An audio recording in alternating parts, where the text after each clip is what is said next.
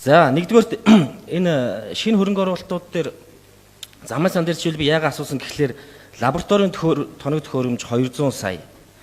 За замын хөгжлийн газрын нэг хилцээний тоног төхөөрөмж багаж тэрбум. LCMS төхөөрөмж програм хангамж 4 тэрбум. Бүртгэлийн програм 2.8 тэрбум.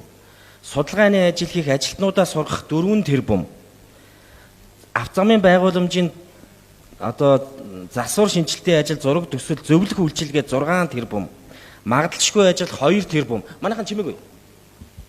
Ингээд энэ чиглэлийн маш их төсөв байна. Энэ одоо бид нэр маш том төсөв ярьж байгаа учраас одоо энд яригдж байгаа 15-6 тэрбум бол гайгүй сонсогдоод байгаа боловч энэ чинь 4 жилийн өмнө бол маш том төсөв энэ авто замын газар дээр ингээ яригдж ш. Зөвхөн зураг төсөл, ажилтан сургах, програм хангамж гэдэг. Тэгээд нодон жил яасан? Нөгөө том хөрөнгө оруулалтууд явсан энгийн иргэний нүд харахад дали зам тавьчаад тэгээ энд бат төсөв баталж гисэн төлөөлөгч нарыг манай даваа долоо орлогчийг одоо олонний өмнө авчраад шарж ирсэн шүү дээ. Тэгээ ийм асуудлыг ирэх жил гаргаваа. Авто замынхаа энэ олон програм хангамж энэ чинь тэрийг хянж үздэм байгаа үсттэй. Тэгээ одоо ахаад хэв нэг тэрийг хуулаад дахиад бариулчихна гэж ингэж тэр чин хувийн аж ахуйн хөрөнгө ч гэсэн л улсын хөрөнгө шүү дээ. Нэг л хүн хохирно.